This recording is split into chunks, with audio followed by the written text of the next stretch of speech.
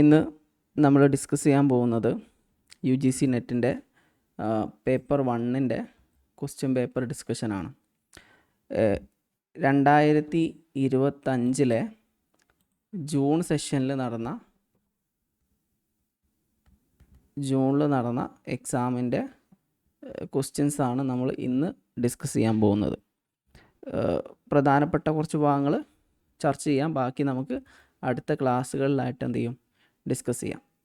അപ്പോൾ ഇതിൽ ഒരു ഓൾറെഡി കുറച്ച് ഈ ക്വസ്റ്റ്യൻ പേപ്പറുമായി ബന്ധപ്പെട്ട കുറച്ച് ഭാഗങ്ങൾ മുൻപ് നമ്മൾ ഡിസ്കസ് ചെയ്തിരുന്നു. അതിൻ്റെ ബാക്കിയാണ്, എല്ലാം സെപ്പറേറ്റ് ക്വസ്റ്റ്യൻസ് ആണ്. അപ്പോൾ ഇന്ന് നമുക്ക് ഫസ്റ്റ് ക്വസ്റ്റ്യനിലേക്ക് കടക്കാം. ഓക്കെ, ഫസ്റ്റ് ക്വസ്റ്റ്യൻ, ഈ ക്വസ്റ്റ്യൻ ഒന്ന് വായിച്ചു നോക്കാം. 6ാമത്തെ question. A teacher assess answer books of the student and based on their scores he give them rank. Which scale of measurement are used by them?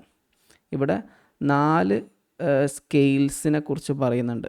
ഈ 4 ഏത് സ്കെയിലാണ് teacher ഇവിടെ use ചെയ്തതെന്നാണ് ചോദിക്കുന്നത്. ടീച്ചർ ആദ്യം എന്ത് ചെയ്തു, കുട്ടികളുടെ മാർക്ക് സ്കോർ ഇവാലുവേറ്റ് ചെയ്തു. സ്കോർ കൃത്യമായിട്ട് എന്ത് ചെയ്തു, മാർക്ക് ചെയ്തു. അതിനുശേഷം അത് റാങ്കായിട്ട് കൺവേർട്ട് ചെയ്തു.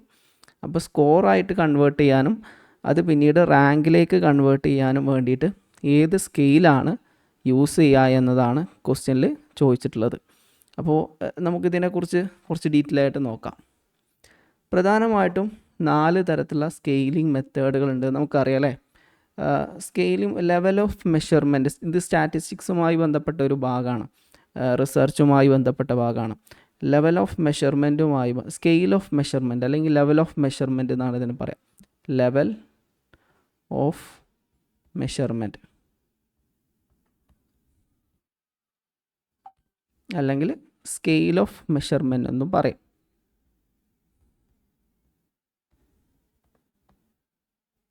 മെഷർമെൻറ്റ്. ഓക്കെ, ഇത് ഈ കൺസെപ്റ്റ്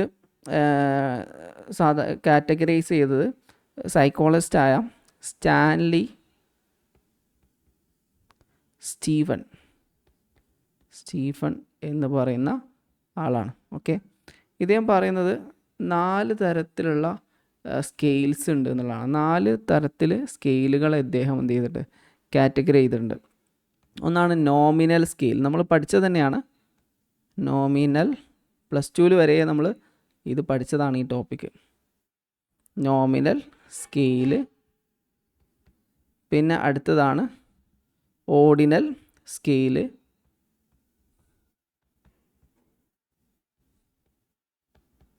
പിന്നെ interval scale.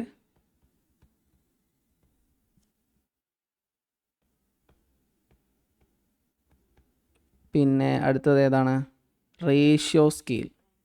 Yes, ratio scale.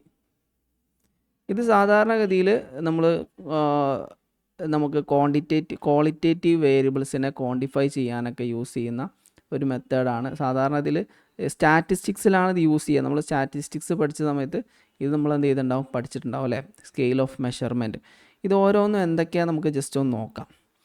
Nominal scale എന്ന് പറഞ്ഞാൽ ഇത് ഏറ്റവും സിംപിളസ്റ്റ് ഫോം ഓഫ് സ്കെയിലിംഗ് മെത്തേഡിലെ ഏറ്റവും സിംപിളസ്റ്റ് ഫോം ഓഫ് സ്കെയിലാണത് നോമിനൽ സ്കെയിൽ എന്ന് പറയുന്നത്. Simplest form of scale. ഇത് സാധാരണ നമ്മൾ വേരിയബിൾസിനെ കാറ്റഗറികളാക്കിയിട്ട് വേർതിരിക്കാൻ വേണ്ടിയിട്ടാണ് സാധാരണ നമ്മൾ ഉപയോഗിക്കുക. ഇവിടെ നമ്മൾ എന്ത് ചെയ്യും, ഇവിടെ നമ്പേഴ്സും ഇത് നമുക്ക് അളന്ന് തിട്ടപ്പെടുത്താനൊന്നും കഴിയില്ല. ഇത് കാറ്റഗോറിക്കൽ സ്കെയിൽ എന്നും ഇതിനെ പറയാറുണ്ട്. നമുക്ക് ഗ്രൂപ്പുകളാക്കിയിട്ട് കൺവേർട്ട് ചെയ്യാൻ വേണ്ടിയിട്ടാണ് ഈ സ്കെയിൽ യൂസ് ചെയ്യുക. ഉദാഹരണം പറയുകയാണെങ്കിൽ ഇതിന് ജെൻഡറിനെ നമുക്ക് 2 അല്ലെങ്കിൽ 3 വേർതിരിക്കാം അല്ലേ. Mail, female, transgender. ഇതൊരു കാറ്റഗറിയാണ്. ഇതിന് നോമിനൽ സ്കെയിലാണ് പറയാം. അതുപോലെ ഇപ്പം നമുക്ക് ബ്ലഡ് ഗ്രൂപ്പിനെ നമുക്ക് പല രീതിയിൽ കാറ്റഗറൈസ് ചെയ്യാൻ പറ്റും അല്ലേ. A positive, B positive, AB negative, അങ്ങനെ പലതരത്തിലുള്ള കാറ്റഗറികളാക്കിയിട്ട് വേർതിരിക്കാൻ പറ്റും. വേരിയബിൾസിനെ ഗ്രൂപ്പുകളാക്കിയിട്ട് വേർതിരിക്കാൻ അല്ലെങ്കിൽ കാറ്റഗറികളാക്കിയിട്ട് വേർതിരിക്കാനാണ് ഈ സ്കെയിൽ നമ്മൾ യൂസ് ചെയ്യാം. ഇത് ഏറ്റവും സിംപിളസ്റ്റ് ഫോം ഓഫ് സ്കെയിലാണ്. ഇതിന് നമുക്ക് ഇതിന് മാത്തമാറ്റിക്കൽ വാല്യൂസ് ഒന്നുമില്ല. ഇപ്പോൾ ഈ ജെൻഡർ കണ്ടല്ലോ, മെയില് ഫീമെയിൽ, മെയിൽ 1 ഫീമെയിൽ 2 എന്ന് പറയില്ല. ഓക്കെ, അല്ലെങ്കിൽ മെയിൽ വലുത് ഫീമെയിൽ ചെറുത് എന്ന് പറയില്ല, ഇല്ലല്ലോ. അതേപോലെ ഒക്കെ ഓരോ ഗ്രൂപ്പുകൾ മാത്രമാണ്, ഒന്ന് വലുത് ഒന്ന് ചെറുത് ഒന്നും പറയാൻ പറ്റില്ല. അവിടെ കാറ്റഗറികൾ മാത്രമേ ഉള്ളൂ. അതാണ് നോമിനൽ സ്കെയിലിൻ്റെ പ്രത്യേകത. ഇനി നമുക്കറിയണ തന്നെയാണ്. രണ്ടാമത് നമുക്ക് എന്ത് ചെയ്യാം, ഇനി ഓർഡിനൽ സ്കെയിലിലേക്ക് പോകാം. 2 ഓർഡിനൽ സ്കെയിൽ. Ordinal scale.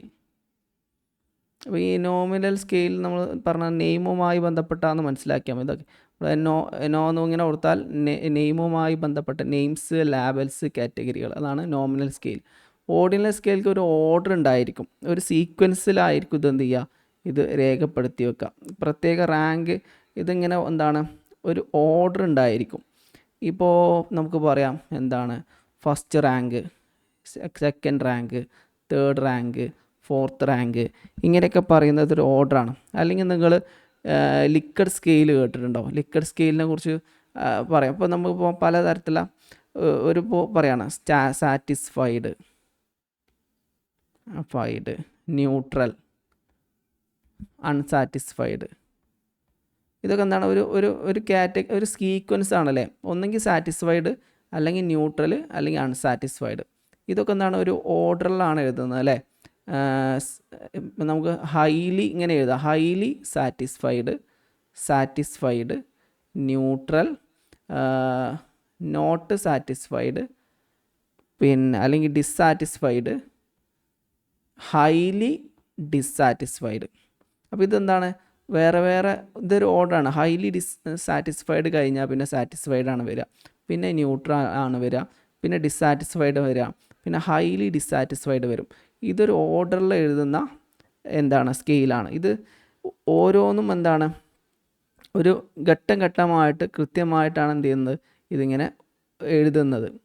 ഇതിൻ്റെ ഒരു പ്രത്യേകത എന്താ വെച്ചാൽ ഈ ഈ വാല്യൂസിൻ്റെ ഇടയിലുള്ള ഡിസ്റ്റൻസ് ഈക്വൽ ആയിരിക്കണം എന്നില്ല. ഇപ്പോൾ ഹൈലി സാറ്റിസ്ഫൈഡും സാറ്റിസ്ഫൈഡും ന്യൂട്രലും ഡിസ്സാറ്റിസ്ഫൈഡും ഹൈലി ഡിസ്സാറ്റിസ്ഫൈഡും തമ്മിലുള്ള ഡിസ്റ്റൻസ് എന്തായിരിക്കണം എന്നില്ല, ഈക്വൽ ആയിരിക്കണം എന്നില്ല. അതാണ് ഈ ഓർഡിനൽ സ്കെയിലിൻ്റെ പ്രത്യേകത. മറ്റൊരു ഉദാഹരണം പറയുകയാണെങ്കിൽ നമുക്കെന്താ ലോ, മിഡിൽ, ഹൈ എന്നൊക്കെ പറയുന്നതൊക്കെ എന്താണ് ഒരു ഓർഡിനൽ സ്കെയിലാണ്. ഇതിനൊക്കെ എന്തുണ്ട്, ഒരു ഓർഡർ ഉണ്ട്. ഓർഡർ അനുസരിച്ചാണ് ഇത് ചെയ്യാം. ഇവിടെ നമ്മൾ നോമിനൽ സ്കെയിൽ നമ്മൾ സാധാരണ നമ്മൾ മോഡാണ് ഇവിടെ കാൽക്കുലേറ്റ് ചെയ്യുക, മോഡ്.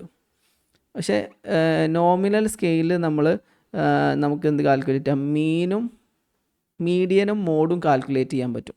മീഡിയൻ നിങ്ങൾ ചാറ്റ് പഠിച്ചിട്ടുണ്ടാവും, അതുകൊണ്ട് ഇത് എളുപ്പമായിരിക്കും എന്ന് വിചാരിക്കണം. മീഡിയം, മോഡൊക്കെ നിങ്ങൾ പഠിച്ചിട്ടുണ്ടാവും. അവിടെ അതൊന്നുമില്ല, ഈ ടേമുകൾ പഠിച്ചു വെച്ചാൽ മതി. ഇതൊക്കെ നെറ്റുമായി ബന്ധപ്പെട്ട് വരുന്ന ടേമുകളാണ്. ഓക്കെ, അതുപോലെ മോഡ് നമുക്ക് കാൽക്കുലേറ്റ് ചെയ്യാം എന്തിലൂടെ, ഓർഡിനൽ സ്കെയിലിലൂടെ. അപ്പോൾ അതാണെന്ത് ഓർഡിനൽ സ്കെയിൽ. ഓർഡിനൽ സ്കെയിലിൻ്റെ പ്രത്യേകത എന്താണെന്ന് വെച്ചാൽ അത് നിന്നിട്ട് ഒരു ഓർഡർ ഉണ്ടായിരിക്കും എന്നുള്ളതാണ്. പക്ഷേ ഈ ഓർഡർ ഉണ്ടായിരിക്കുമെങ്കിലും ഓരോ വാല്യൂവും തമ്മിലുള്ള ഡിഫറൻസ് ഈക്വൽ ആയിരിക്കണമെന്നില്ല. ഇപ്പോൾ ഞാൻ പറയാണ് എന്താണ് 1ാം റാങ്ക് കിട്ടി കുട്ടി, 2ാം റാങ്ക് കിട്ടിയ കുട്ടി, 3ാം റാങ്ക് കിട്ടിയ കുട്ടി. 1ാം റാങ്ക് കിട്ടിയ കുട്ടിക്ക് 100ൽ 100 മാർക്കും കിട്ടിയപ്പോൾ ആ കുട്ടി 1ാം റാങ്ക് കിട്ടിയ കുട്ടിയായി. ഇനി 2ാം റാങ്ക് കിട്ടിയ കുട്ടിക്ക് 100ൽ 50 മാർക്കുള്ളൂ എന്ന് കരുതാം. ഇനി 3ാം റാങ്ക് കിട്ടിയ കുട്ടിക്ക് 100ൽ 49 മാർക്ക് ഉണ്ടെന്ന് കരുതാം. അപ്പോൾ 1ാം റാങ്ക് കിട്ടിയ കുട്ടിയും 2ാം റാങ്ക് കിട്ടിയ കുട്ടിയും തമ്മിൽ 50 മാർക്കിൻ്റെ വ്യത്യാസമുണ്ട്. 2ാം റാങ്ക് കിട്ടിയ കുട്ടിയും 3ാം റാങ്ക് കിട്ടിയ കുട്ടിയും 1 മാർക്ക് തമ്മിലുള്ള വ്യത്യാസമേ ഉള്ളൂ. പക്ഷേ നമ്മൾ പറയും ഇങ്ങനെയൊക്കെയാണ് first rank, second rank, third rank അല്ലേ. അപ്പോൾ ഇത് ഓർഡിനൽ സ്കെയിലാണ്. ഇവിടെ ഈ 2 വാല്യൂസും തമ്മിലുള്ള ഡിഫറൻസ് നല്ല വ്യത്യാസമുണ്ട്. ഫസ്റ്റ് റാങ്കും സെക്കൻഡ് റാങ്കും തമ്മിലുള്ള വാല്യൂ അന്തരം നല്ല വ്യത്യാസമുണ്ട്. പക്ഷേ സെക്കൻഡ് റാങ്കും തേർഡ് റാങ്കും തമ്മിൽ വ്യത്യാസം കുറവാണ്. അപ്പോൾ ഇതാണ് ഈ ഓർഡിനൽ സ്കെയിലിൻ്റെ പ്രത്യേകത. ഒരു ഓർഡർ ഉണ്ടായിരിക്കും, പക്ഷേ ഈ വാല്യൂസ് തമ്മിലുള്ള ഡിഫറൻസ് കൃത്യമായിട്ട് നമുക്ക് പറയാൻ കഴിയില്ല. അതാണ് ഓർഡിനൽ സ്കെയിൽ എന്ന് പറഞ്ഞാൽ. ഇനി നമുക്ക് അപ്പോൾ ഇവിടെ ക്വസ്റ്റ്യനിൽ നിങ്ങൾ നോക്കുക കേട്ടോ. ഇവിടെ എന്ത് ചെയ്യുന്നുണ്ട്, റാങ്ക് ചെയ്തിട്ടുണ്ടെങ്കിൽ അപ്പോൾ ഇപ്പോൾ നമ്മൾ പറഞ്ഞ ഒരു ഓർഡിനൽ സ്കെയിൽ അതിൽ വരുന്നുണ്ട്. ഓക്കെ, ബാക്കി നമുക്ക് എന്ത് ചെയ്യാം, അടുത്തതിലേക്ക് പോവാം. ഇനി നമുക്ക് പഠിക്കാനുള്ളത് ഇൻ്റർവെൽ സ്കെയിലാണ്. ഇൻ്റർവെൽ സ്കെയിൽ എന്ന് പറഞ്ഞാൽ ഓർഡിനൽ സ്കെയിൽ തന്നെയായിരിക്കും, പക്ഷേ ചെറിയൊരു വ്യത്യാസമുണ്ട്. നമുക്ക് നോക്കാം എന്താണ് ഇൻ്റർവെൽ സ്കെയിൽ. 3 interval scale. ഈ ഇൻ്റർവെൽ സ്കെയിൽ ശരിക്ക് ഒരു ഓർഡിനൽ സ്കെയിൽ തന്നെയാണ്. അതിന് ഒരു ഓർഡർ ഉണ്ടായിരിക്കും. പക്ഷേ ഈ ഓർഡറിൻ്റെ പ്രത്യേകത എന്താ വെച്ചാൽ ഓരോ വാല്യൂവും തമ്മിലുള്ള ഡിഫറൻസ് ഈക്വൽ ആയിരിക്കും. ഉദാഹരണത്തിന് ഏജ് എടുക്കാം. ഏജ് 1 വയസ്സ്, 2 വയസ്സ്, 3 വയസ്സ്, 4 വയസ്സ്, 5 വയസ്സ്, 6 വയസ്സ്, ഇങ്ങനെ പോകും അല്ലേ. അപ്പോൾ ഇതിൽ 1 വയസ്സും 2 വയസ്സും തമ്മിലുള്ള വ്യത്യാസവും 2 വയസ്സും 3 വയസ്സും തമ്മിലുള്ള വ്യത്യാസവും 3 വയസ്സും 4 വയസ്സും തമ്മിലുള്ള വ്യത്യാസമൊക്കെ ഈക്വൽ ആണല്ലോ അല്ലേ. ഓക്കെ, ഇനി വേറൊരു ഉദാഹരണം എടുക്കാം. നമുക്ക് ഡിഗ്രി സെൽഷ്യസ് ടെമ്പറേച്ചർ എടുക്കാം. Temperature 0 degree Celsius, 1 degree Celsius, 2 degree Celsius, 3 degree Celsius, 4 degree Celsius. ഇതൊക്കെ എന്താണ് ശരിക്ക്, ഇതൊക്കെ ഓരോ ടെമ്പറേച്ചർ വാല്യൂ ആണല്ലോ. 0 ഡിഗ്രി സെൽഷ്യസ്, 1 ഡിഗ്രി സെൽഷ്യസ്, 2, 3, 4 ഒക്കെ. ഇപ്പോൾ ഈ ഓരോ ഡിഗ്രി സെൽഷ്യസും തമ്മിലുള്ള വ്യത്യാസം ഈക്വലാണ്. 0 ഡിഗ്രിയും 1 ഡിഗ്രിയും തമ്മിലുള്ള വ്യത്യാസം 1 ആണ്. 1 ഡിഗ്രിയും 2 ഡിഗ്രിയും തമ്മിലുള്ള വ്യത്യാസം 1 ആണ്. 2 ഡിഗ്രിയും 3 ഡിഗ്രിയും തമ്മിലുള്ള വ്യത്യാസം 1 ആണ്. 3ഉം 4ഉം തമ്മിലുള്ള വ്യത്യാസം 1 ആണ്. അതാണ് ഇൻ്റർവെൽ സ്കെയിലിൻ്റെ പ്രത്യേകത. ഓരോ വാല്യൂവും തമ്മിൽ ഈക്വൽ ഡിസ്റ്റൻസ് ആയിരിക്കും ഉണ്ടായിരിക്കുക. പക്ഷേ ഇവിടെ ഒരു പ്രശ്നം എന്താണെന്ന് വെച്ചാൽ ഇവിടെ 0 വാല്യൂ ഉണ്ടായിരിക്കില്ല എന്നർത്ഥം. അപ്പോൾ ഇത് ടെമ്പറേച്ചറിൽ 0 വാല്യൂ ഉണ്ടല്ലോ അങ്ങനെ നിങ്ങൾക്ക് തോന്നാമല്ലേ. പക്ഷേ ഈ ഇൻ്റർവെൽ സ്കെയിലിൽ ഒരിക്കലും എന്തില്ല, 0 വാല്യൂ ഇല്ല. ടെമ്പറേച്ചർ 0 ആണ് എന്ന് പറഞ്ഞാൽ ഇപ്പോൾ നമ്മൾ ഹിമാലയ പർവ്വതത്തിൽ 0 ഡിഗ്രി സെൽഷ്യസ് ആണ് ടെമ്പറേച്ചർ എന്ന് പറഞ്ഞാൽ അവിടെ നല്ല തണുപ്പാണെന്നാണ് അർത്ഥം അല്ലേ. അതിനൊരു വാല്യൂ ഉണ്ട്. ആബ്സല്യൂട്ട് 0 എന്ന് പറഞ്ഞ സാധനം അവിടെ ഇല്ല. 0 എന്ന് പറഞ്ഞാൽ ഒന്നുമില്ല എന്നുള്ള അർത്ഥം ഇൻ്റർവെൽ സ്കെയിലില്ല. 0 എന്ന് പറഞ്ഞാൽ 0ക്ക് ഒരു വാല്യൂ ഉണ്ടാവും. ഓക്കെ, ഇപ്പോൾ 0 നമ്മൾ നേരത്തെ പറഞ്ഞ പോലെ ഹിമാലയ പർവ്വതത്തിൽ ഇപ്പോൾ 0 ഡിഗ്രി സെൽഷ്യസ് ടെമ്പറേച്ചർ ആണെന്ന് പറഞ്ഞാൽ നല്ല തണുപ്പുണ്ട് എന്നാണ് അർത്ഥം. ഐസ് ആയി നിൽക്കുകയെന്ന് കരുതുക. ഒരു എക്സാമ്പിൾ വേണ്ടി പറഞ്ഞതാണ്. ഐസായി ഇങ്ങനെ നിൽക്കുകയാണ് എന്നാണ് അതുകൊണ്ട് ഉദ്ദേശിക്കുന്നത്. അപ്പോൾ ഇൻ്റർവെൽ സ്കെയിൽ എന്തില്ല, 0 ഡിഗ്രി സെൽഷ്യസ് ഇല്ല. 0ക്ക് ഒരു വാല്യൂ ഉണ്ടാവും. ആബ്സല്യൂട്ട് 0 ഇല്ല എന്ന് ഉദ്ദേശിച്ചത് 0 വാല്യൂ ഇല്ല എന്നല്ല. 0 ഡിഗ്രി എന്ന് പറഞ്ഞാൽ അവിടെ ഒരു വാല്യൂ ഇല്ല എന്നല്ല അർത്ഥം. അവിടെ ഒരു വാല്യൂ ഉണ്ട്. 0ക്ക് ഒരു വാല്യൂ കൊടുത്തിട്ടുണ്ട്. ആബ്സല്യൂട്ട് 0 എവിടെ ഇല്ല, എന്തിലില്ല, ഇൻ്റർവെൽ സ്കെയിലില്ല. ഈ ഇൻ്റർവെൽ സ്കെയിൽ സാധാരണ നമുക്ക് ഇൻ്റർവെൽ സ്കെയിൽ ഉപയോഗിച്ചുകൊണ്ട് നമുക്ക് മീൻ കാൽക്കുലേറ്റ് ചെയ്യാം, അതുപോലെ മീഡിയൻ കാൽക്കുലേറ്റ് ചെയ്യാം, അതുപോലെ മോഡും കാൽക്കുലേറ്റ് ചെയ്യാം. ഓക്കെ, അപ്പം നോമിനൽ സ്കെയിൽ എന്ന് പറഞ്ഞാൽ കാറ്റഗറികളാണ്. അതുകൊണ്ട് മോഡ് മാത്രമേ കാൽക്കുലേറ്റ് ചെയ്യാൻ പറ്റുള്ളൂ. മാത്രമല്ല അതിന് ചെറുത് വലുതൊന്നും പറയാൻ പറ്റില്ല. മെയിൽ ഫീമെയിൽ ഏതാണ് ചെറുത് ഏതാണ് വലുതെന്ന് പറയാൻ പറ്റില്ലല്ലോ. ബ്ലഡ് ഗ്രൂപ്പ് ഏതാണ് ചെറുത് ഏതാണ് വലുതെന്ന് പറയാൻ പറ്റില്ല. അങ്ങനെ കാറ്റഗറികളാക്കിയിട്ട് വേർതിരിക്കുന്ന സ്കെയിലാണ് നോമിനൽ സ്കെയിൽ. ഓർഡിനൽ സ്കെയിൽ എന്ന് പറഞ്ഞാൽ ഇത്തരം കാറ്റഗറികൾ തന്നെ ആയിരിക്കും, പക്ഷേ എന്തുണ്ട്, അതിൻ്റെ ഓർഡർ ഉണ്ടായിരിക്കും. ഈ ഓർഡർ ഇപ്പോൾ നമ്മൾ highly satisfied, neutral, dissatisfied, highly dissatisfied, അല്ലെങ്കിൽ rank, first rank, second rank, third rank, ഇങ്ങനെയൊക്കെ പറയും. പക്ഷേ ഈ ഫസ്റ്റ് റാങ്കും സെക്കൻഡ് റാങ്കും തേർഡ് റാങ്കും തമ്മിലുള്ള അന്തരം ഒന്നും ഈക്വൽ ആയിരിക്കില്ല എന്നർത്ഥം. അതാണ് ഓർഡിനൽ സ്കെയിലിൻ്റെ പ്രത്യേകത. ഇൻ്റർവെൽ സ്കെയിലിൽ എന്തായിരിക്കും, ഓരോ വാല്യൂവും തമ്മിലുള്ള ഡിഫറൻസ് ഈക്വൽ ആയിരിക്കും. 1 ഡിഗ്രി സെൽഷ്യസും 2 ഡിഗ്രി സെൽഷ്യസും 2 ഡിഗ്രി സെൽഷ്യസും 3 ഡിഗ്രി സെൽഷ്യസും 3ഉം 4ഉം ഡിഗ്രി സെൽഷ്യസും ഒക്കെ ഈക്വൽ ആയിരിക്കും. പക്ഷെ ഇവിടെ എന്താണ്, 0 ആബ്സല്യൂട്ട് 0 എന്ന് പറഞ്ഞൊരു വാല്യൂ ഉണ്ടാവില്ല. ഒന്നുമില്ല എന്ന് പറയുന്ന ഒരു 0 ഉണ്ടാവില്ല. 0 ഉണ്ടായിരിക്കും, പക്ഷെ അത് പൂർണ്ണമായ 0 ആയിരിക്കില്ല. അതിനൊരു വാല്യൂ ഉണ്ടാവും. 0 ഡിഗ്രി സെൽഷ്യസ് എന്ന് പറഞ്ഞാൽ അതിനൊരു വാല്യൂ ഉണ്ട്. വെറും 0 അല്ല, അല്ലെങ്കിൽ 0 ഫാരൻഹീറ്റ് എന്ന് പറഞ്ഞാൽ അതിനൊരു വാല്യൂ ഉണ്ട്. അതാണെന്ത് ഇൻ്റർവെൽ സ്കെയിൽ എന്ന് പറഞ്ഞാൽ. ഇനി റേഷ്യോ സ്കെയിലിലേക്ക് പോവുകയാണെങ്കിൽ റേഷ്യോ സ്കെയിൽ അടുത്ത സ്കെയിലാണ് റേഷ്യോ സ്കെയിൽ.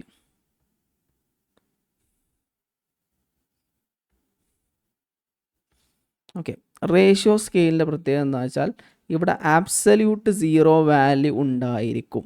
അതാണ് ഇവിടുത്തെ പ്രത്യേകത. ഉദാഹരണം പറയുകയാണെങ്കിൽ നമുക്ക് പറയാം ഇൻകം. ഇപ്പോൾ എനിക്ക് എൻ്റെ വരുമാനം എന്ന് പറയുന്നത് 10,000 രൂപയാണ് മാസ വരുമാനം എന്ന് കരുതാം. 20,000 രൂപ വരുമാനമുള്ള ആൾക്കാരുണ്ടായിരിക്കും, 21,000 രൂപ ആൾക്ക് വരുമാനമുള്ള, ഓരോന്നും തമ്മിലുള്ള ഡിഫറൻസ് ഈക്വൽ ആയിരിക്കും. ഇപ്പോൾ 10,000, 10,001, 10,002 ഇങ്ങനെ താഴത്തേക്ക് പോയാലും എന്തുണ്ടാവും, ഓരോ വാല്യൂ തമ്മിൽ ഈക്വൽ ഡിഫറൻസ് ആണ് ഉണ്ടായിരിക്കുക. ഇവിടെ ആബ്സല്യൂട്ട് 0 വാല്യൂ ഉണ്ടായിരിക്കും. ഞാൻ പറയാണ് എൻ്റെ കയ്യിൽ എൻ്റെ ശമ്പളം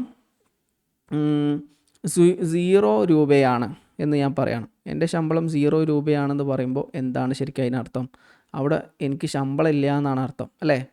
അപ്പോൾ ഇവിടെ ആബ്സല്യൂട്ട് 0 വാല്യൂ ഉണ്ട്. 0 എന്ന് പറഞ്ഞാൽ ശരിക്കും അവിടെ എന്താ ഉണ്ടാകുന്നത്? അവിടെ ശരിക്കും ഒന്നുമില്ല എന്നാണ് അവിടെ അർത്ഥം. ഓക്കെ, അപ്പോൾ ആബ്സല്യൂട്ട് 0 വാല്യൂ എന്ന് പറഞ്ഞാൽ അതുകൊണ്ട് അവിടെ ഒന്നുമില്ല എന്നാണ് അർത്ഥം. അപ്പം 4 നമുക്ക് മനസ്സിലായല്ലോ. 4 തരത്തിലുള്ള സ്കെയിലിംഗ് മനസ്സിലായി. നോമിനൽ സ്കെയിൽ ഇപ്പോൾ ഓരോന്നിനും ഓരോ പ്രത്യേകതകളാണുള്ളത്. ഇപ്പോൾ നോമിനൽ സ്കെയിലും ഓർഡിനൽ സ്കെയിലും ഇൻ്റർവെൽ സ്കെയിലും റേഷ്യോ സ്കെയിലുകളും നമുക്ക് വസ്തുക്കളെ കാറ്റഗറൈസ് ചെയ്യാൻ പറ്റും. ഓക്കെ, അപ്പോൾ നോമിനൽ സ്കെയിലും ഓർഡിനൽ സ്കെയിലും ഇൻ്റർവെൽ സ്കെയിലും റേഷ്യോ സ്കെയിലും വസ്തുക്കളെ കാറ്റഗറൈസ് ചെയ്യാൻ പറ്റും. പക്ഷേ നോമിനൽ സ്കെയിൽ നമ്മൾ എന്താ പറ്റില്ല, ഒരു റാങ്ക് ഓർഡറിൽ ചെയ്യാൻ പറ്റില്ല. ഓരോന്നും നമുക്ക് ഓരോ റാങ്ക് ഓർഡർ കൊടുക്കാൻ പറ്റില്ല. എന്തിൽ? Nominal scale. ഓർഡിനൽ സ്കെയിലും ഒരു റാങ്ക് ഓർഡർ ഉണ്ടായിരിക്കും, ഇൻ്റർവെൽ സ്കെയിലും റാങ്ക് ഓർഡർ ഉണ്ടായിരിക്കും, റേഷ്യോ സ്കെയിലും റാങ്ക് ഓർഡർ ഉണ്ടായിരിക്കും. പിന്നെ നമ്മൾ പറഞ്ഞത് ഈക്വൽ ഇൻ്റർവെല്ലിനെ കുറിച്ചാണ്. ഓർഡിനൽ സ്കെയിൽ ഈക്വൽ ഇൻ്റർവെൽ ഇല്ല, നോമിനൽ സ്കെയിലും ഈക്വൽ ഇൻ്റർവെൽ ഇല്ല, ഓർഡിനൽ സ്കെയിലും ഈക്വൽ ഇൻ്റർവെൽ ഇല്ല. പക്ഷേ ഇൻ്റർവെൽ സ്കെയിൽ എന്തുണ്ട്? ഈക്വൽ ഇൻ്റർവെല്ലുണ്ട്. അതേപോലെ തന്നെ റേഷ്യോ സ്കെയിലും എന്തുണ്ട്? ഈക്വൽ ഇൻ്റർവെൽ ഉണ്ട്. ഈക്വൽ ഇൻ്റർവെൽ എന്ന് പറഞ്ഞാൽ മനസ്സിലായിട്ടുണ്ടാവുമല്ലോ. ഇനി നമ്മൾ ട്രൂ 0 വാല്യൂവിനെ കുറിച്ച് പറഞ്ഞു അല്ലേ? ട്രൂ 0 വാല്യൂ നോമിനൽ സ്കെയിലില്ല, ഓർഡിനൽ സ്കെയിലില്ല, ഇൻ്റർവെൽ സ്കെയിലും ഇല്ല, റേഷ്യോ സ്കെയിലിൽ മാത്രമേ ട്രൂ 0 വാല്യൂ ഉള്ളൂ. അപ്പോൾ ഇതിൽ പറയുന്ന ഈ കാര്യങ്ങൾ കൃത്യമായിട്ട് മനസ്സിലാക്കി വെക്കുന്ന പെട്ടെന്ന് നമുക്ക് എക്സാം ക്ലിയർ ചെയ്യാൻ പറ്റും. കാറ്റഗറൈസ് ചെയ്യാൻ എല്ലാ സ്കെയിലിനെ എന്ത് ചെയ്യാൻ പറ്റും? കാറ്റഗറൈസ് ചെയ്യാൻ പറ്റും. പക്ഷേ റാങ്ക് ഓർഡറിൽ കാറ്റഗറൈസ് ചെയ്യാൻ നോമിനൽ സ്കെയിലിനെ പറ്റൂല. അതുപോലെ തന്നെ ഈക്വൽ ഇൻ്റർവെല്ലല്ല നോമിനൽ സ്കെയിലും ഓർഡിനൽ സ്കെയിലും. ട്രൂ വാല്യൂ ഈ 3 ട്രൂ 0 വാല്യൂ 3 റേഷ്യോയ്ക്ക് മാത്രമേ ഉള്ളൂ. അപ്പോൾ ഇനി നമുക്ക് ക്വസ്റ്റ്യനിലേക്ക് ഒന്നുകൂടെ പോവാം. ക്വസ്റ്റ്യനിൽ പറയാണ് teacher assesses the answer book of the student and based on their score he given dum rank.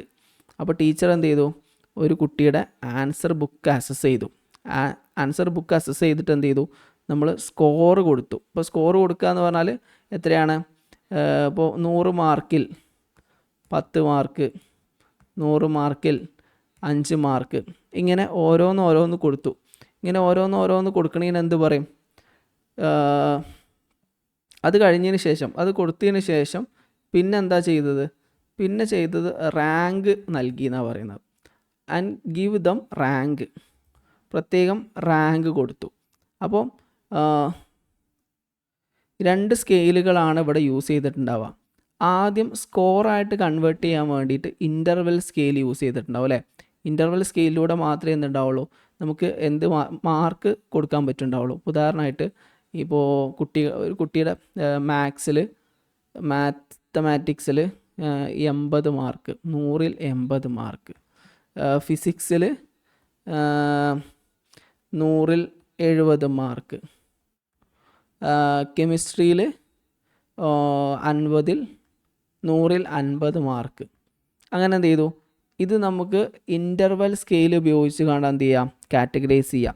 ഇവിടെ 0 മാർക്ക് ഒരിക്കലും ഉണ്ടാവില്ല, 0 വാല്യൂ ഒരിക്കലും ഉണ്ടാവില്ല. 0 എന്ന് പറഞ്ഞാൽ ആബ്സെൻസ് ഓഫ് നോളജ് ആണ്, ഒന്നുമില്ല എന്നുള്ള അർത്ഥമാണ്. അവിടെ ഒരിക്കലും 0 വാല്യൂ ഉണ്ടാവില്ല. അപ്പോൾ ഇൻ്റർവൽ സ്കെയിലാണ് 1. അപ്പോൾ നമുക്ക് നോക്കാം ഇൻ്റർവൽ സ്കെയിലുള്ള ഓപ്ഷൻസ് ഏതൊക്കെയാണ്. ഓപ്ഷൻ 1 ഇൻ്റർവൽ സ്കെയിലുണ്ട്. പിന്നെ അടുത്ത ഏതാണ്, ഓപ്ഷൻ 4ലും ഇൻ്റർവൽ സ്കെയിലുണ്ട്. അപ്പോൾ നമുക്ക് എന്ത് ചെയ്യാം, ബാക്കിയുള്ള 2 ഒഴിവാക്കാൻ പറ്റും. പിന്നെ നമ്മൾ നോക്കുന്നത് റാങ്ക് ആണല്ലേ. റാങ്ക് കാൽക്കുലേറ്റ് ചെയ്യാൻ വേണ്ടിയിട്ട് നമ്മൾ ഏത് സ്കെയിലാണ് യൂസ് ചെയ്യുക. റാങ്ക് കാൽക്കുലേറ്റ് ചെയ്യുമ്പോൾ നമ്മൾ first rank, second rank, third rank എന്നൊക്കെ പറഞ്ഞു. അപ്പോൾ ഒരു റാങ്കും മറ്റു റാങ്കും തമ്മിൽ എന്തുണ്ടാവില്ല, ഈക്വൽ ഡിഫറൻസ് ആയിരിക്കില്ല എന്ന് പറഞ്ഞു. 1ാം റാങ്ക് കിട്ടിയവൻ ചിലപ്പോൾ 100ൽ 100 മാർക്ക് കിട്ടിയ ആളായിരിക്കും 1ാം റാങ്ക് കിട്ടിയ ആൾ. 2ാം റാങ്ക് കിട്ടിയ ആൾ 100ൽ 50 മാർക്ക് കിട്ടിയ ആളായിരിക്കും. അപ്പോൾ ഈക്വൽ ഡിഫറൻസ് ആയിരിക്കില്ല ഉണ്ടാവുക. അപ്പോൾ റാങ്ക് കാൽക്കുലേറ്റ് ചെയ്യുകയാണെങ്കിൽ നമ്മൾ ഓർഡിനൽ സ്കെയിലാണ് യൂസ് ചെയ്യുക. അപ്പോൾ ഇതിൽ നിന്ന് നമുക്ക് എന്ത് മനസ്സിലാക്കാം, ഇൻ്റർവൽ സ്കെയിലും ഓർഡിനൽ സ്കെയിലും വെച്ചിട്ടാണ് ടീച്ചർ എന്ത് ചെയ്തത്, ഇവിടെ ആസസ് ചെയ്തിട്ടുള്ളത്. അപ്പോൾ ഇൻ്റർവൽ സ്കെയിലും ഓർഡിനൽ സ്കെയിലും വെച്ചിട്ട് അസസ് ചെയ്തു എന്നതാണ് ഉത്തരം. അപ്പോൾ ഇതിൽ നിന്ന് നമുക്ക് മനസ്സിലാക്കാൻ കഴിഞ്ഞത് ഓപ്ഷൻ 1 ഇതിൻ്റെ കറക്റ്റ് ആൻസർ എന്നുള്ളതാണ്. അപ്പോൾ ഇവിടെ നമ്മൾ ഈ വെറും ഓർഡിനൽ സ്കെയിലും ഇൻ്റർവൽ സ്കെയിലും മാത്രമല്ല ഇവിടെ നമ്മൾ പഠിച്ചത്, എല്ലാ സ്കെയിലുകളും നോമിനലും ഓർഡിനലും എല്ലാം നമ്മൾ എന്ത് ചെയ്തിട്ടുണ്ട്, റേഷ്യോ സ്കെയിലും നോമിനൽ സ്കെയിലും ഓർഡിനൽ സ്കെയിലും ഇൻ്റർവൽ സ്കെയിലും ഒക്കെ പഠിച്ചിട്ടുണ്ട്. ഓക്കെ, ഇനി നമുക്ക് എന്ത് ചെയ്യാം, അടുത്ത ടോപ്പിക്കിലേക്ക്, അടുത്ത ക്വസ്റ്റ്യനിലേക്ക് പോവാം. 2ാമത്തെ ക്വസ്റ്റ്യൻ നമുക്ക് നോക്കാം. ഇത് റിസർച്ചുമായി ബന്ധപ്പെട്ടിട്ട് ഒരു ക്വസ്റ്റ്യനാണ്. Okay, the following are the steps related to construction and standardisation of research tool. Construction and standardisation of research tool. Select their correct order from earlier to later. ഈ താഴെ പറയുന്നത് construction and standardisation of research ടൂളാണ്. ഇവിടെ construction and standardisation of research tool എന്ന് പറഞ്ഞാൽ എന്താണെന്ന് വെച്ചാൽ, നമ്മൾ ഒരു റിസർച്ചിന് വേണ്ടിയിട്ട് ഒരു ഗവേഷകൻ ഒരു ഗവേഷണത്തിന് വേണ്ടിയിട്ട് പ്രോപ്പറായിട്ടുള്ള ക്വസ്റ്റ്യനെയർ അല്ലെങ്കിൽ ടെസ്റ്റിങ് അല്ലെങ്കിൽ സ്കെയിലിംഗ് മെത്തേഡ് തിരഞ്ഞെടുക്കണതിന് ഞാൻ എന്ത് പറയാം, construction and standardisation of research tool എന്ന് പറയാം. Okay, construction and standardisation of, ഉദാഹരണം പറയാം, ഞാൻ ഒരു ഗവേഷണം നടത്താൻ വേണ്ടി പോകണം. അപ്പോൾ ആ ഗവേഷണം നടത്താൻ വേണ്ടിയിട്ട് ഒരു പ്രോപ്പറായിട്ടുള്ള ഒരു ക്വസ്റ്റ്യനെയർ ബിൽഡ് ചെയ്യണം. അപ്പോൾ ആ ക്വസ്റ്റ്യനെയർ ബിൽഡ് ചെയ്യുന്ന ആ പ്രോസസ്സിന് എന്ത് പറയും, construction and standardisation of research tool എന്ന് പറയും. അപ്പോൾ ചുരുക്കി പറഞ്ഞാൽ construction and standardisation of research ടൂളിൽ വിവിധ ഘട്ടങ്ങൾ ഉണ്ടായിരിക്കും. ഓരോന്ന് ജസ്റ്റ് നമുക്ക് നോക്കാം. ഓക്കെ, ഇവിടെ 4ഉം ഇതിൻ്റെ 1, 2, 3, 4, 5 ഇതിൻ്റെ ഭാഗം തന്നെയാണ്. ഫസ്റ്റ് നമ്മൾ എന്താ ചെയ്യുക, അപ്പോൾ ഞാൻ എന്തിനു വേണ്ടിയിട്ടാണ് റിസർച്ച് നടത്തുന്നത് നോക്കാം. ഓക്കെ, അപ്പോൾ എന്തിനു വേണ്ടിയിട്ടാണ്, അതിൻ്റെ ബേസിൽ ഞാൻ എന്ത് ചെയ്യും, കുറച്ച് ക്വസ്റ്റ്യൻസ് എന്ത് ചെയ്യും, ആദ്യം ഉണ്ടാക്കും. ഇപ്പം ഞാൻ ഒരാളുടെ ചില ആദിവാസി അല്ലെങ്കിൽ ഒരാളുടെ മെൻ്റൽ സ്റ്റാറ്റസ് അളക്കാൻ വേണ്ടിയിട്ടുള്ള ഒരു പഠനമാണ്. ഒരു 18 വയസ്സായ കുട്ടികളുടെ മാനസികാവസ്ഥ പഠിക്കാൻ വേണ്ടിയിട്ടുള്ള ഒരു റിസർച്ചാണെന്ന് കരുതാം. അപ്പോൾ അതിന് വേണ്ടിയിട്ട് ഞാൻ റിസർച്ച് ചെയ്യാൻ വേണ്ടിയിട്ട് ആദ്യം കൺസ്ട്രക്ഷൻ ഓഫ് ഐറ്റംസ് എന്നാണ് ഫസ്റ്റത്തെ പറയുക. കൺസ്ട്രക്ഷൻ ഓഫ് ഐറ്റം എന്ന് പറഞ്ഞാൽ നമ്മൾ എന്ത് ചെയ്യാം, ആദ്യം ഗവേഷണവുമായി ബന്ധപ്പെട്ട കുറച്ച് ടോപ്പിക്സ് സെലക്ട് ചെയ്യാം, ക്വസ്റ്റ്യൻസ് സെലക്ട് ചെയ്യുക. അതിനാണ് എന്ത് പറയാം, കൺസ്ട്രക്ഷൻ ഓഫ് ഐറ്റംസ്. ഇവിടെ നമ്മൾ ആദ്യം ഒരു സൈക്കോളജിസ്റ്റ് അല്ലെങ്കിൽ ഒരു ഗവേഷകൻ എന്ന നിലയിൽ ഡേറ്റ കളക്ട് ചെയ്യാൻ വേണ്ടിയിട്ട് കുറേ ടോപ്പിക്കുകൾ എന്ത് ചെയ്യണം, ചോദ്യങ്ങൾ ചോദിക്കണ്ടേ. ഈ ചോദ്യങ്ങൾ ആദ്യം കൺസ്ട്രക്ട് ചെയ്യണമല്ലോ, അതിനെയാണ് കൺസ്ട്രക്ഷൻ ഓഫ് ഐറ്റംസ് എന്ന് പറയാം. ഗവേഷകർ എന്ത് ചെയ്യുക, റോ ആയിട്ട് കുറേ ഡാറ്റകൾ എന്ത് ചെയ്യും, കുറേ ചോദ്യങ്ങൾ സെലക്ട് ചെയ്യും. ഓക്കെ, അതിനെയാണ് ക്വസ്റ്റ്യൻ. അതിന് നമ്മൾ സിമ്പിളായിട്ട് പറഞ്ഞാൽ നമ്മൾ എന്ത് ചെയ്യും, നമ്മൾ കുറേ ചോദ്യങ്ങൾ ഒരു വെള്ളപ്പേപ്പറിൽ എഴുതി വെക്കും, കുറേ ടാസ്കുകൾ ഒരു വെള്ളപ്പേപ്പറിൽ എഴുതി വെക്കും. അതിനാണ് എന്ത് പറയുക, കൺസ്ട്രക്ഷൻ ഓഫ് ഐറ്റംസ് എന്ന് പറയാം. അതാണ് ഒന്നാമത് പറയുന്നത്. പിന്നെ അത് കഴിഞ്ഞിട്ട് നമ്മൾ എന്ത് ചെയ്യും, ഒരു പൈലറ്റ് സ്റ്റഡി നടത്തും, അല്ലെങ്കിൽ പ്രൈമറി ഡ്രാഫ്റ്റ് നടത്തും. അതിന് selection of item for final draft, താഴെയാണ് selection of item for primary draft of the tool. Okay, അതുകൊണ്ട് ഉദ്ദേശിക്കുന്നത് എന്താ വെച്ചാൽ നമുക്ക് പറയാം, ഇവിടെ എഴുതാം. Selection of items for primary draft of the tool. ഇപ്പം നമ്മൾ എന്താ ചെയ്തുകൊണ്ടിരിക്കുന്നത്, ഒരു വ്യക്തിയുടെ 18 വയസ്സായ ഒരു കുട്ടിയുടെ മാനസികാവസ്ഥ പഠിക്കുന്നതിന് വേണ്ടിയിട്ടൊരു ക്വസ്റ്റ്യനെയർ സെറ്റ് ചെയ്യാം എന്ന് കരുതാം. അപ്പോൾ ആദ്യം നമ്മൾ എന്ത് ചെയ്തു, കൺസ്ട്രക്ഷൻ ഓഫ് ഐറ്റം എന്ന് പറഞ്ഞാൽ അതിൽ എന്തൊക്കെ കാര്യങ്ങൾ ചോദിക്കണമെന്ന കുറച്ച് ടോപ്പിക്സ്, കുറച്ച് ക്വസ്റ്റ്യൻസ്, കുറച്ച് ടാസ്കുകൾ, കുറച്ച് ഐറ്റംസ് ഒക്കെ ലിസ്റ്റ് ചെയ്തു. രണ്ടാമത് അതിൻ്റെ ബേസിൽ നമ്മൾ ഒരു പ്രോപ്പറായിട്ടുള്ള ക്വസ്റ്റ്യൻസ് ഡ്രാഫ്റ്റ് ചെയ്തല്ലോ. ഇതിന് ശേഷം നമ്മൾ ചെയ്യുക വെച്ചാൽ നമ്മൾ എന്ത് ചെയ്യാം, ഇതൊന്ന് ട്രൈ ഔട്ട് ചെയ്ത് നോക്കാം, റിയൽ ലൈഫ് സെറ്റിങ്ങിൽ ട്രൈ ഔട്ട് ചെയ്ത് നോക്കുക. അതായത് നമ്മൾ ഈ ചോദ്യങ്ങൾ വെച്ചിട്ട് എന്ത് ചെയ്യുക, ഒരു സ്റ്റഡി നടത്താം, ഒരു പൈലറ്റ് സ്റ്റഡി നടത്താം. ആദ്യമായിട്ട് നമ്മൾ എന്ത് ചെയ്യുക, കുറച്ച് ആൾക്കാരോട് ഇതിനെ ഒരു 18 വയസ്സായ കുറച്ച് ആൾക്കാരൊക്കെ എടുത്തിട്ട് എന്ത് ചെയ്യുക, അത് കുറച്ച് ചോദ്യങ്ങളൊക്കെ ചോദിച്ച് നോക്കുക. അതിനാണ് എന്ത് പറയാം, പ്രൈമറി ഡ്രാഫ്റ്റ് എന്ന് പറയാം. ഇവിടെ പ്രൈമറി ഡ്രാഫ്റ്റ് എന്ന് പറഞ്ഞാൽ ഫസ്റ്റ് നമ്മൾ ആദ്യം ഉണ്ടാക്കിയ ക്വസ്റ്റ്യൻസ് ഒന്ന് ഫസ്റ്റ് ട്രൈ ഔട്ട് ചെയ്ത് നോക്കുകയാണ് ചെയ്യുന്നത്. പിന്നെ നമ്മൾ ചെയ്യുന്നത് ഐറ്റം അനാലിസിസ്, മൂന്നാമത്തത് ഐറ്റം അനാലിസിസ് ആണ്.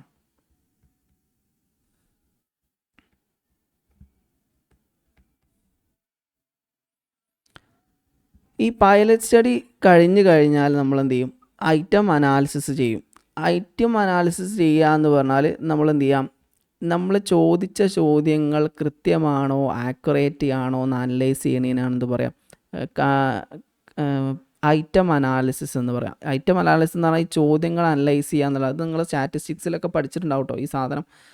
ഇല്ലെങ്കിൽ ഇത് വരുന്നത് എന്താ വെച്ചാൽ, ഇപ്പോൾ ചില ചോദ്യങ്ങൾ നമ്മൾ ക്വസ്റ്റ്യൻ ഡ്രാഫ്റ്റ് ചെയ്യുന്ന സമയത്ത്, ഇപ്പോൾ ഒരു ക്വസ്റ്റ്യൻ എഴുതി, അതിന് 4 option, A, B, C, D, അങ്ങനെ 4 ഓപ്ഷനാണ്.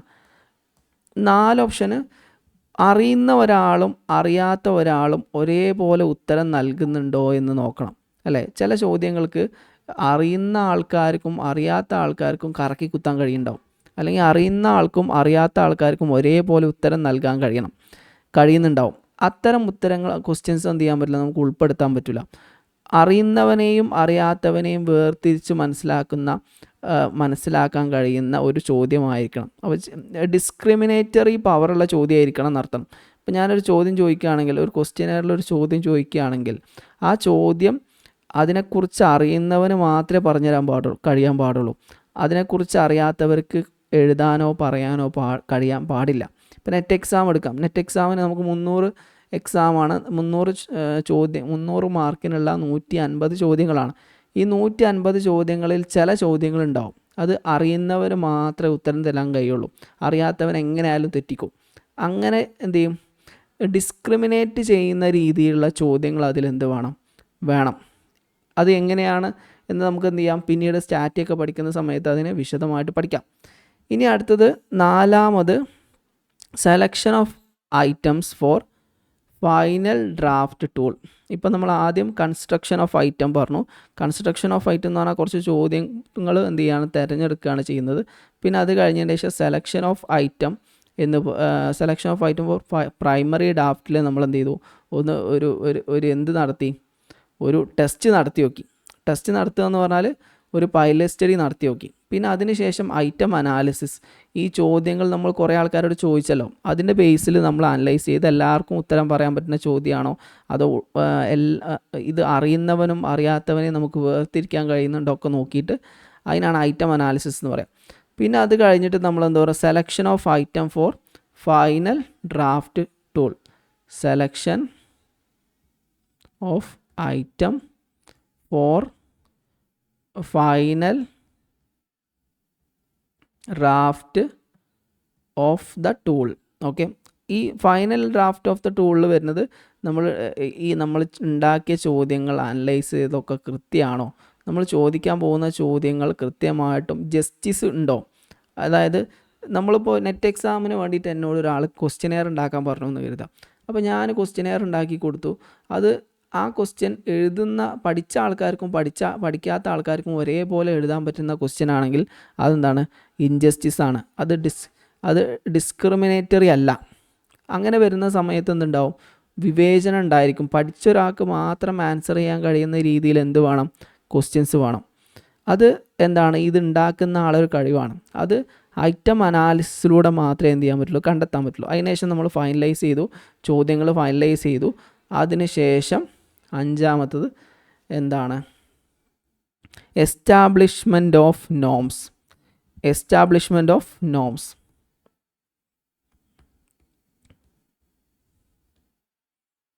എസ്റ്റാബ്ലിഷ്മെൻറ്റ് ഓഫ് നോംസ് എന്ന് പറഞ്ഞാൽ നമ്മൾ എന്ത് ചെയ്തു, ഒരു എന്താക്കി, ബേസ് ലൈനൊക്കെ ക്രിയേറ്റ് ചെയ്തിട്ട് നമ്മൾ എന്ത് ചെയ്തു, ഒരു കാര്യം എന്ത് ചെയ്തു, നമ്മൾ പറഞ്ഞു.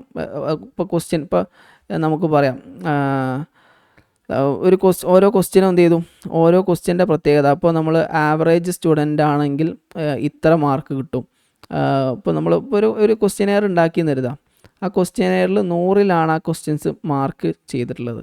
100-ലൊരു 80 to 85 മാർക്ക് കിട്ടിക്കഴിഞ്ഞാൽ അത് ഹൈ ക്വാളിറ്റി സ്റ്റുഡൻ്റ് ആണെന്നും, 100-ലൊരു 20-ൽ താഴെ മാർക്ക് കിട്ടിക്കഴിഞ്ഞാൽ അത് ലോ ക്വാളിറ്റി ഇൻ്റലക്ച്വൽ കപ്പാസിറ്റി ഉള്ള സ്റ്റുഡൻ്റ് ആണെന്നൊക്കെ നമുക്ക് വേർതിരിച്ചാൽ എന്ത് ചെയ്യാൻ പറ്റും, ഡിസ്ക്രിമിനേറ്റ് ചെയ്ത് നോംസ്, നിയമങ്ങൾ ക്രിയേറ്റ് ചെയ്യാൻ പറ്റും. ഓക്കെ, സ്റ്റാൻഡർഡൈസ് ഒരു ബേസ് ലൈനൊക്കെ ക്രിയേറ്റ് ചെയ്യാൻ പറ്റും. 80-ന് മുകളിൽ ഇത്ര, 80-ന് 50-ൻ്റെ ഇടയിൽ ആവറേജ്, അങ്ങനെയൊക്കെ നമുക്ക് ബേസ് ലൈനും ആവറേജ് സ്കോറുകളൊക്കെ സെറ്റ് ചെയ്യാൻ കഴിയും. അതിനാണ് എസ്റ്റാബ്ലിഷ്മെൻറ്റ് ഓഫ് നോംസ് എന്ന് പറയാം. അപ്പോൾ ചുരുക്കി പറഞ്ഞു കഴിഞ്ഞാൽ റിസർച്ച് എന്ന് പറഞ്ഞാൽ സാധാരണ നമ്മൾ ചെയ്യുന്ന റിസർച്ച് പോലെയല്ല, വളരെ ഇൻഡെപ്ത് ആയിട്ടുള്ള റിസർച്ചിലൊക്കെ എങ്ങനെയാണ് ചെയ്യാം. ആദ്യം കൺസ്ട്രക്ഷൻ ഓഫ് ഐറ്റംസ് ഉണ്ടായിരിക്കും. അതിൽ നമ്മൾ കുറേ എന്താണ് ചോദിക്കാൻ ഉദ്ദേശിക്കുന്ന ആ ടോപ്പിക്സും ഐറ്റംസൊക്കെ ലിസ്റ്റ് ചെയ്യും. പിന്നെ നമ്മൾ ആണ് selection of item for primary draft. അത് നമ്മൾ എന്ത് ചെയ്യും, ആദ്യം ഒരു പൈലറ്റ് സ്റ്റഡി നടത്തി നോക്കും, എന്നിട്ട് ചോദ്യങ്ങൾ ചോദിച്ച് നോക്കും. അതിനുശേഷം നമ്മൾ ഐറ്റം അനലൈസ് ചെയ്യും.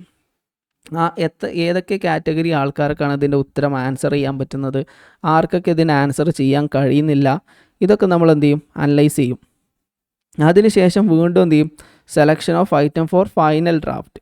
നമ്മൾ എന്ത് ചെയ്യും, ഫൈനൽ ഡ്രാഫ്റ്റ് ചെയ്യും. ഫൈനൽ ഡ്രാഫ്റ്റ് ചെയ്തതിന് ശേഷം നമ്മൾ എന്ത് ചെയ്യും, നോംസ് എസ്റ്റാബ്ലിഷ് ചെയ്യും. നോംസ് എസ്റ്റാബ്ലിഷ് ചെയ്യുക എന്ന് പറഞ്ഞാൽ നമ്മളൊരു ചോദ്യാവലി ഉണ്ടാക്കി, ക്വസ്റ്റ്യനെയർ ഉണ്ടാക്കി, അതിൽ ആ ചോദ്യങ്ങൾക്ക് എല്ലാവർക്കും ഓരോ ക്വസ്റ്റ്യനും ഓരോ മാർക്ക് വീതമൊക്കെ ഉണ്ടാവും. ആ മാർക്ക് ഇപ്പോൾ ഇത്ര കിട്ടിക്കഴിഞ്ഞാൽ അബോവ് ആവറേജ് സ്റ്റുഡൻ്റ് ആണ്, ഇത്ര കിട്ടിക്കഴിഞ്ഞാൽ ബിലോ ആവറേജ് സ്റ്റുഡൻ്റ് ആണ്. അങ്ങനെ നമുക്ക് എന്ത് ചെയ്യാൻ പറ്റും, പ്രത്യേക നോംസ് അല്ലെങ്കിൽ ബേസ് ലൈനും നോംസും ആവറേജും ഒക്കെ എന്ത് ചെയ്യാൻ പറ്റും, കാൽക്കുലേറ്റ് ചെയ്യാൻ പറ്റും. ഇങ്ങനെയാണ് നമ്മൾ എന്ത് ചെയ്യുന്നത്, കൺസ്ട്രക്ഷൻ ഓഫ് ഒരു റിസർച്ച് ടൂളിനെ കൺസ്ട്രക്റ്റ് ചെയ്യുന്നതും സ്റ്റാൻഡേർഡൈസ് ചെയ്യുന്നതും ഇങ്ങനെയാണ്. ഇത് സാധാരണ നമ്മൾ സ്റ്റാറ്റിയിൽ പഠിച്ച ഒരു ടോപ്പിക്കാണ്. പക്ഷെ പല ആൾക്കാർക്കും ചിലപ്പോൾ ഇത് കേട്ട് പരിചയമൊന്നും ഉണ്ടാവില്ല. ഇനി നമുക്ക് എന്ത് ചെയ്യാം, അടുത്ത ക്വസ്റ്റ്യനിലേക്ക് പോവാം. അടുത്ത ക്വസ്റ്റ്യൻ ആക്ഷൻ റിസർച്ചുമായി ബന്ധപ്പെട്ടതാണ്. നമുക്കറിയാം, നമ്മൾ സ്ഥിരമായിട്ട് കേൾക്കുന്നതാണ്, താഴെ കൊടുത്ത ഭാഗങ്ങളിൽ ആക്ഷൻ റിസർച്ചുമായി ബന്ധപ്പെട്ട ഭാഗം ഏതാണെന്നാണ് ചോദിക്കുന്നത്. Which of the following are the characteristics of action research. Action research എന്ന് പറഞ്ഞാൽ എന്താണെന്ന് നമുക്ക് ആദ്യം അറിഞ്ഞിരിക്കണം. എന്നാൽ മാത്രമേ എന്ത് ചെയ്യുള്ളൂ, ഇതിൻ്റെ ഉത്തരം നമുക്ക് എഴുതാൻ പറ്റുള്ളൂ. ഈ 5 ഓപ്ഷൻസ് കൊടുത്തിട്ടുണ്ട്.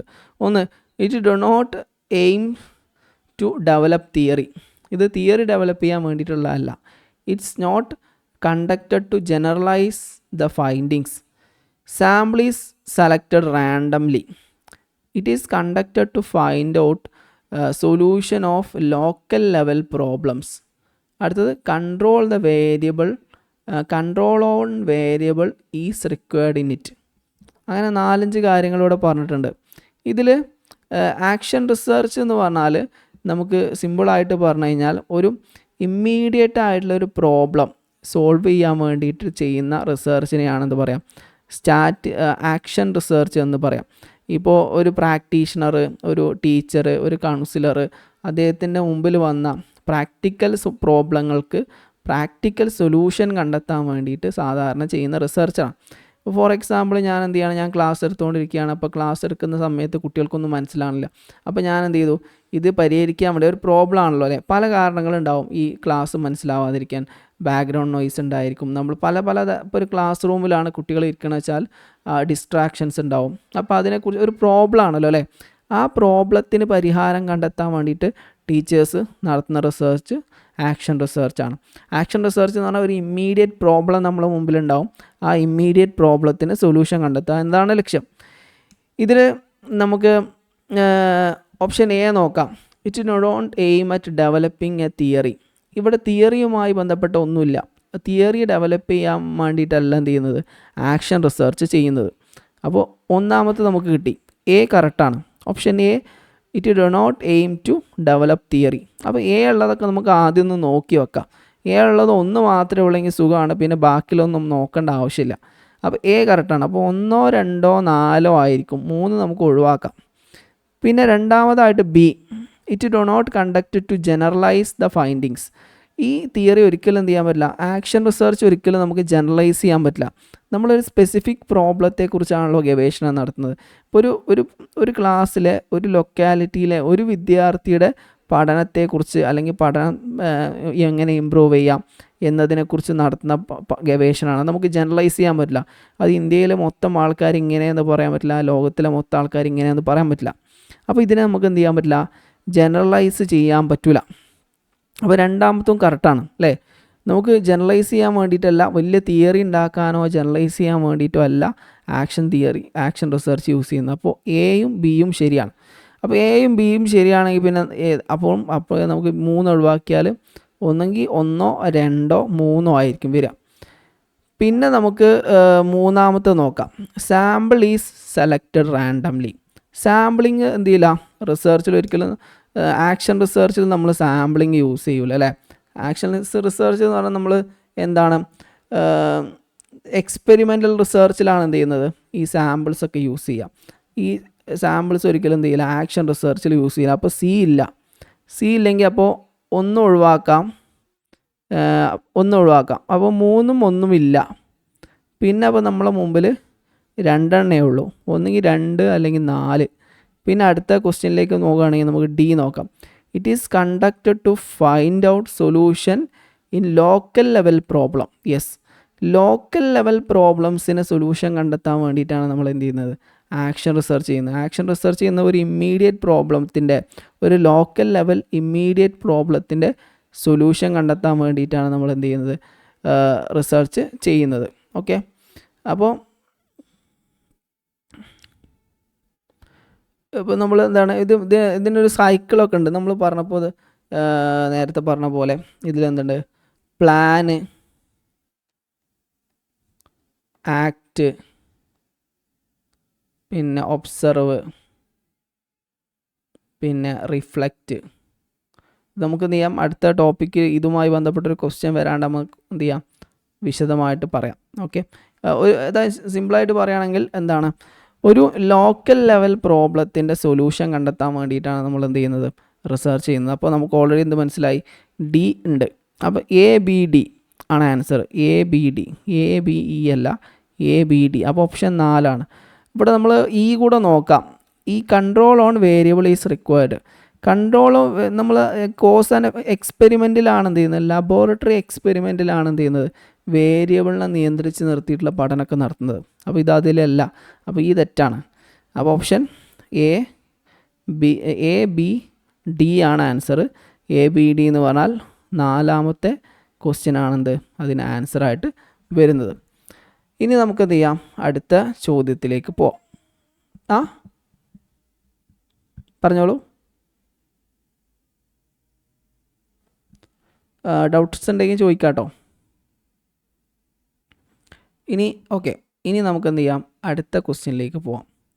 അടുത്ത ക്വസ്റ്റ്യനും സ്റ്റാറ്റിസ്റ്റിക്സുമായി ബേസ് ചെയ്തിട്ടുള്ള ഒരു ക്വസ്റ്റ്യനാണ്. ഇപ്പോൾ കുറച്ച് കാലമായിട്ട് സ്റ്റാറ്റിസ്റ്റിക്സ്, റിസർച്ച് ഇങ്ങനെയുള്ള ഭാഗങ്ങളിലൊക്കെ കുറച്ച് ക്വസ്റ്റ്യൻസ് അധികം കാണാറുണ്ട്. ഓക്കെ, അത് ഓരോരുത്തർക്ക് പല ഷിഫ്റ്റുകളായിരിക്കും ഉണ്ടാവുക. ഓരോ വിദ്യാർത്ഥികൾക്കും ഇപ്പോൾ 2 സബ്ജക്റ്റുകൾ അധികം ആഡ് ചെയ്തിട്ടുണ്ട്. ഇപ്പോൾ സ്റ്റാറ്റിസ്റ്റിക്സ് ഒക്കെ ആഡ് ചെയ്തിട്ടുണ്ട്. മുമ്പ് 83-55 സബ്ജക്റ്റുകൾക്ക് വേണ്ടിയിട്ട് ഒന്നിച്ച് നെറ്റ് എക്സാം നടക്കുമായിരിക്കും. ഓരോ നെറ്റ് എക്സാമിനും പ്രത്യേകം ക്വസ്റ്റ്യൻ പേപ്പർ ആയിരിക്കും. ഇപ്പോൾ ഞാൻ സൈക്കോളജിയുടെ നെറ്റ് എക്സാം എഴുതുകയാണെങ്കിൽ സൈക്കോളജിയുടെ പേപ്പർ 1ഉം പേപ്പർ 2ഉം ഒറ്റ ബണ്ടിലാണ് ഇപ്പോൾ വരിക. അത് ഒന്നിച്ച് നമുക്ക് എഴുതാൻ പറ്റും. മുമ്പ് അങ്ങനെയല്ലായിരുന്നു, 2 ക്വസ്റ്റ്യൻ പേപ്പറായിരുന്നു. ഇവിടെ അങ്ങനെയല്ല. അപ്പോൾ ഓരോരുത്തർക്കും പ്രത്യേകം ക്വസ്റ്റ്യൻ പേപ്പറാണ്. അപ്പോൾ പേപ്പർ 1ന് ഇഷ്ടംപോലെ ക്വസ്റ്റ്യൻ പേപ്പർ നമുക്ക് ഇഷ്ടം പോലെ അവൈലബിൾ ആവും. നിങ്ങൾക്ക് വേണമെങ്കിൽ ഞാൻ എന്ത് ചെയ്യാം, പിന്നെ അതെങ്ങനെയാണ് ഡൗൺലോഡ് ചെയ്തെടുക്കുക എന്നുള്ളതൊക്കെ പറഞ്ഞിട്ടുണ്ട്. അപ്പോൾ ചുരുക്കി പറഞ്ഞാൽ നമുക്ക് എന്ത് ചെയ്യാം, ഇനി ടെസ്റ്റിങ്ങിലേക്ക് പോവാം. Parametric and non parametric test. സ്റ്റാറ്റിസ്റ്റിക്സിൽ നമ്മൾ യൂസ് ചെയ്യുന്ന ഒരു ടെസ്റ്റിംഗ് മെത്തേഡാണെന്ത്, parametric and non parametric test എന്ന് പറയുന്നത്. നമുക്ക് നോക്കാം എന്താണ് പാരാമെട്രിക് ടെസ്റ്റ്, എന്താണ് നോൺ പാരാമെട്രിക് ടെസ്റ്റ് എന്ന് പറഞ്ഞാൽ. പാരാമെട്രിക് ടെസ്റ്റിന് എന്താ വെച്ചാൽ കൃത്യമായിട്ടുള്ള നമ്മൾ ഒരു സ്റ്റാറ്റിസ്റ്റിക്കൽ, ഇപ്പം നിങ്ങൾ പഠിച്ചിട്ടുണ്ടാകും അനോവ, അതുപോലെ തന്നെ ഇതിൽ തന്നെയുണ്ടല്ലോ T test, F test, rank correlation, Spearman rank correlation, ANOVA, അങ്ങനെ കുറേ ടെസ്റ്റുകൾ നിങ്ങൾ ഡിഗ്രിക്കും പി ജിക്കൊക്കെ പഠിച്ചിട്ടുണ്ടാവും അല്ലേ. സ്പിയർമാൻ്റെ റാങ്ക് കോറിലേഷൻ, അങ്ങനെ chi square test, T test, അങ്ങനെ കുറേ ടെസ്റ്റുകൾ പഠിച്ചിട്ടുണ്ട്. ഇതൊക്കെ ഒന്നെങ്കിൽ പാരാമെട്രിക് ടെസ്റ്റ് ആയിരിക്കും, നോൺ പാരാമെട്രിക് ടെസ്റ്റ് ആയിരിക്കും. ഇതൊക്കെ റിസർച്ചിൻ്റെ ഭാഗമായിട്ട് ഗവേഷകൻ ഉപയോഗിക്കുന്ന സ്റ്റാറ്റിസ്റ്റിക്കൽ ടൂളുകളാണെന്ത്, ഈ പാരാമെട്രിക് ടെസ്റ്റുകളും നോൺ പാരാമെട്രിക് ടെസ്റ്റുകളും. അതിൽ ഈ പാരാമെട്രിക് ടെസ്റ്റ് എന്ന് പറഞ്ഞാൽ, പാരാമെട്രിക് ടെസ്റ്റിന് എന്താണ് പാരാമെട്രിക് ടെസ്റ്റ്,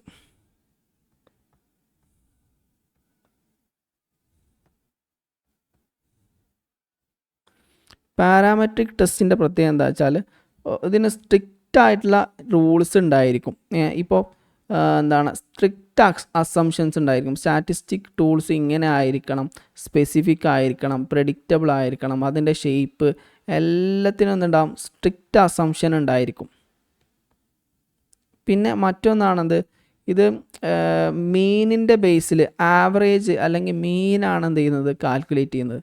ആവറേജ് അല്ലെങ്കിൽ മീനാണ് പാരാമെട്രിക് ടെസ്റ്റിൽ എന്ത് ചെയ്യുന്നത്, കാൽക്കുലേറ്റ് ചെയ്യുന്നത്. സാധാരണ നമ്മൾ എന്താണ് ഇതിൽ ഇൻ്റർവൽ സ്കെയിലും അതുപോലെ ഇതിൻ്റെ ഡാറ്റ വരുന്ന ഇൻ്റർവെൽ അല്ലെങ്കിൽ റേഷ്യോ സ്കെയിലായിരിക്കും. ഓക്കെ, ഇൻ്റർവൽ സ്കെയിൽ അല്ലെങ്കിൽ റേഷ്യോ സ്കെയിലായിരിക്കും. ഇതിൻ്റെ സാമ്പിൾ സൈസ് ഏകദേശം ഒരു ഗ്രേറ്റർ ദാൻ 30 ആയിരിക്കും. 30-ലധികം സാമ്പിൾ സൈസ് ഉണ്ടായിരിക്കും ഈ പാരാമെട്രിക് ടെസ്റ്റിൽ. അതുപോലെ തന്നെ എന്താണ് ഇതൊക്കെയാണ് ഇതിൻ്റെ പ്രത്യേകതകൾ. നോൺ പാരാമെട്രിക് ടെസ്റ്റിൻ്റെ പ്രത്യേകത എന്താ വെച്ചാൽ ഇതിന് അങ്ങനെ പ്രത്യേകിച്ച് അസംഷനൊന്നും ഉണ്ടാവില്ല. ഇപ്പോൾ ഈ പാരാമെട്രിക് ടെസ്റ്റ് എന്ന് പറഞ്ഞാൽ അപ്പോൾ ഒരു പ്രത്യേക ഡിസ്ട്രിബ്യൂഷനൊക്കെ ഉണ്ടായിരിക്കും. അത് നിങ്ങൾ സ്റ്റാറ്റ് പഠിക്കുന്ന സമയത്ത് പഠിച്ചിട്ടുണ്ടാവില്ലേ, ഓരോ എന്താണ് ഒരു പ്രത്യേക തരത്തിലുള്ള നോർമൽ ഡിസ്ട്രിബ്യൂഷൻ കർവ് എന്നൊക്കെ പറഞ്ഞിട്ട് കുറേ സാധനങ്ങൾ പഠിച്ചിട്ടുണ്ടാവും. അങ്ങനെ സ്ട്രിക്റ്റ് ആയിട്ടുള്ള റൂൾസ് ആൻഡ് റെഗുലേഷൻസ് ഒക്കെ ഉണ്ടെങ്കിൽ പാരാമെട്രിക് ടെസ്റ്റ് ചെയ്യാൻ പറ്റുള്ളൂ. നോൺ പാരാമെട്രിക് ടെസ്റ്റ് ഇതിന് പ്രത്യേക അസംഷനൊന്നുമില്ല. ഡിസ്ട്രിബ്യൂഷൻ ഫ്രീ ആണ്, ഫ്രീ. അതുപോലെ തന്നെ ഇത് മീഡിയൻ ആണ് എന്ത് ചെയ്യുന്നത്, മെഷർ ചെയ്യുന്നത് മീഡിയൻ ആണ്.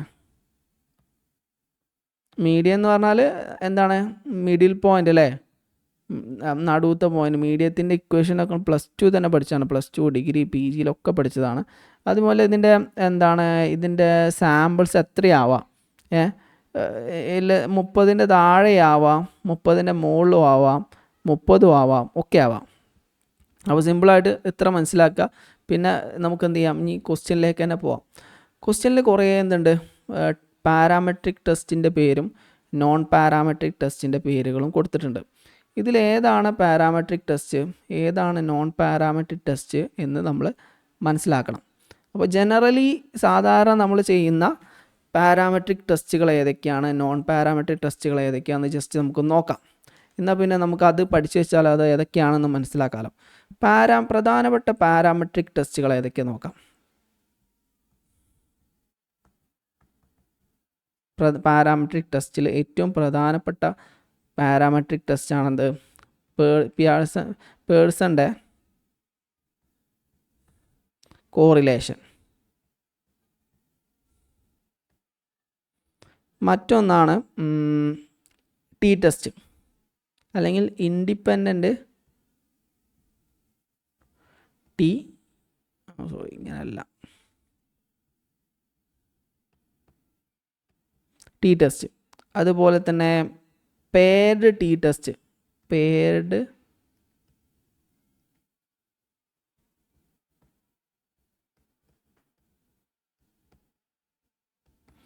അതുപോലെ നിങ്ങൾ പഠിച്ച വൺ വേ അനോവ,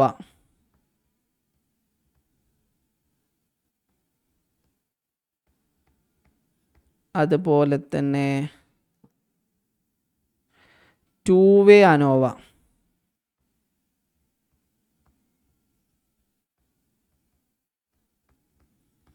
ഇതൊക്കെയാണ് സാധാരണ നമ്മൾ യൂസ് ചെയ്യുന്ന പാരാമെട്രിക് ടെസ്റ്റുകൾ. ഇതാണ് പഠിച്ചു വെച്ച് കഴിഞ്ഞാൽ നമുക്കൊരു ഏകദേശ ധാരണ കിട്ടും. പാരാമെട്രിക് ടെസ്റ്റുകൾ ഒന്ന് പേഴ്സൺ, കോറിലേഷന്, independent T test, paired T test, one way ANOVA, two way ANOVA. അനോവയൊക്കെ കണ്ടു കഴിഞ്ഞാൽ അത് പാരാമെട്രിക് ടെസ്റ്റ് ആണെന്ന് മനസ്സിലാക്കണം.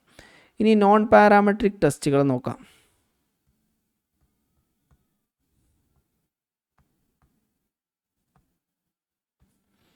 നോൺ പാരാമെട്രിക് ടെസ്റ്റിൽ പ്രധാനപ്പെട്ട ഒന്നാണ് Spearman rank correlation.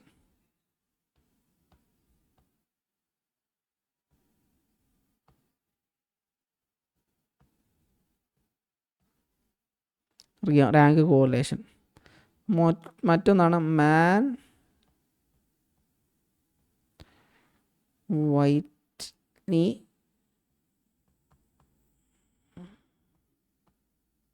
U test. മാൻ വൈറ്റ്നി യു ടെസ്റ്റ്. ഇതൊക്കെ നമുക്ക് PGക്ക് പഠിക്കാനുള്ളതായിരുന്നു. എല്ലാവർക്കും ഉണ്ടാവില്ല. ചില കോഴ്സുകൾ പഠിച്ചപ്പോൾ സൈക്കോളജിയിലൊക്കെ അത് പഠിക്കാണ്ടായിരുന്നു. സോഷ്യോളജിയിൽ ഇത്ര ഡീറ്റെയിൽ ആയിട്ടില്ല. എനിക്ക് തോന്നുന്നത് സ്പിയർമാൻ്റെ റാങ്ക് കോറിലേഷനും പാഴ്സൻ്റെ റാങ്ക് കോറിലേഷനൊക്കെ നമുക്ക് സോഷ്യോളജിയിൽ പഠിക്കാണ്ടായിരുന്നു. അങ്ങനെ ഓരോ സബ്ജക്റ്റിനും ഓരോ രീതിയിലാണ്. പിന്നെ മറ്റൊന്നാണത് സ്കൈ സ്കോർ പറയാം. Okay, ക്രുസ്കൽ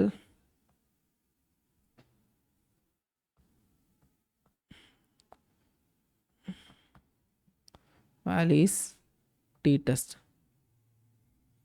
ക്രുസ്കൽ Wallis T test. പിന്നെ അടുത്തതാണ്, പിന്നെ സ്കൈ സ്കോറൊക്കെ നമുക്ക് അറിയാത്തത് ആദ്യം എഴുതി വെച്ചാൽ പെട്ടെന്ന് മനസ്സിലാവും. അതുകൊണ്ടാണ് ഇങ്ങനെ ഇതൊക്കെ പഠിച്ചു വെച്ച് കഴിഞ്ഞാൽ ബാക്കിയുള്ളതൊക്കെ നമുക്കൊരു ധാരണ ഉണ്ടാവും. പിന്നെ അടുത്തത്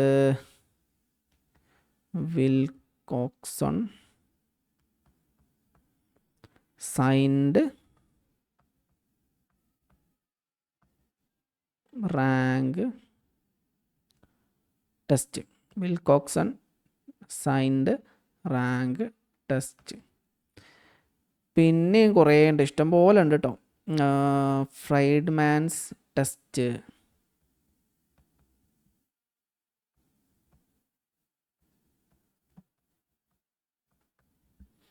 പിന്നെ ഏതൊക്കെയാണ് ഉണ്ടാവുക, പറയൂ.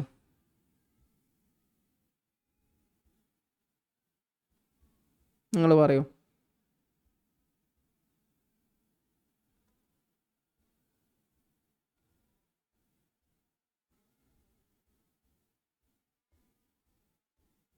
ആരെങ്കിലും ഒരാൾ പറയൂ. ഇതിൻ്റെ പുറമെ വേറെ ഏതെങ്കിലും ഉണ്ടോ?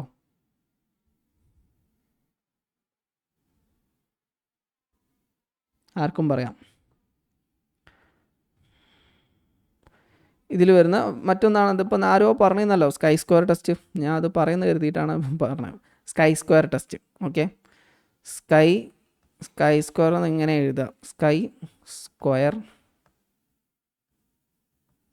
ടെസ്റ്റ്. സ്കൈ സ്ക്വയർ ടെസ്റ്റിന് X3 എന്നാണ് നമ്മൾ പറയാം. അപ്പോൾ ഇതൊക്കെ എന്താണ്, സാധാരണഗതിയിൽ നമ്മൾ യൂസ് ചെയ്യുന്ന പാരാമെട്രിക് ടെസ്റ്റുകളും നോൺ പാരാമെട്രിക് ടെസ്റ്റുകളും ഇതൊക്കെയാണ്. പറ്റുകയാണെങ്കിൽ ഇത് കാണാതെ പഠിച്ചു വെക്കുക. അല്ലെങ്കിൽ നമുക്ക് ഏകദേശം ഒരു ധാരണ, അറിയുന്ന കാര്യങ്ങളൊക്കെ കാറ്റഗറൈസ് ചെയ്താൽ മതി. ഇതിലിപ്പോൾ ടി ടെസ്റ്റൊക്കെ എന്തിൽ വരും? പാരാമെട്രിക് ടെസ്റ്റിൽ വരും. Independent T test, paired T ടെസ്റ്റൊക്കെ പാരാമെട്രിക് ടെസ്റ്റിൽ വരും. വൺ വേ അനോവയും ടു വേ അനോവയും പാരാമെട്രിക് ടെസ്റ്റിൽ വരും. പാഴ്സൻ്റെ കോറിലേഷനും പാരാമെട്രിക് ടെസ്റ്റിൽ വരും. ബാക്കിയുള്ള Spearman rank correlation, Mann Whitney U test, Kruskal Wallis, Wilcoxon signed rank test, അതുപോലെ തന്നെ Friedman's test, chi square test, ഇതൊക്കെ എന്തിൽ വരും?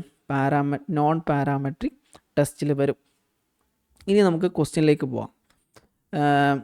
ഇതിലിപ്പോൾ നമുക്ക് നോക്കാം ഇതിലേതൊക്കെയാണ് നമുക്ക് നോക്കാം ഏതാണ് ക്വസ്റ്റ്യനിലേക്ക് പോവുകയാണെങ്കിൽ.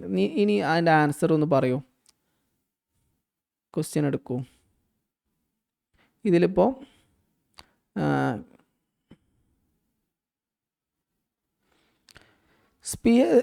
Rank correlation test. Rank correlation എന്ന് പറഞ്ഞാൽ സ്പിയർമാൻ്റെ റാങ്ക് കോറിലേഷൻ ടെസ്റ്റാണ് കേട്ടോ പറഞ്ഞത്. റാങ്ക് കോറിലേഷൻ എന്ന് പറഞ്ഞാൽ സ്പിയർമാൻ്റെ റാങ്ക് കോറിലേഷൻ ആക്കി മാറ്റണം. ഇത് സ്പിയർമാൻ്റെ റാങ്ക് കോറിലേഷൻ നമുക്കറിയാം, ഓൾറെഡി നമ്മൾ പറഞ്ഞല്ലോ. ഇതിലിപ്പോൾ കെൻഡൽസ് ഡബ്ല്യു ടെസ്റ്റ് നമ്മൾ പറഞ്ഞില്ല അല്ലേ. അതും എന്താണ്, ഒരു നോൺ പാരാമെട്രിക് ടെസ്റ്റാണ്.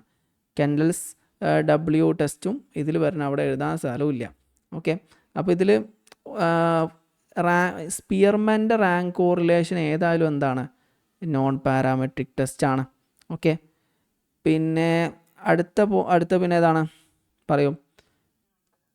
അതെ, വാൽകോക്സൺ ടെസ്റ്റും നോൺ പാരാമെട്രിക് ടെസ്റ്റാണ്. പിന്നെ അനാലിസിസ് ഓഫ് വേരിയൻസ് എന്ന് പറഞ്ഞാൽ എന്താ ശരിക്കും, അത് അനോവയാണ്.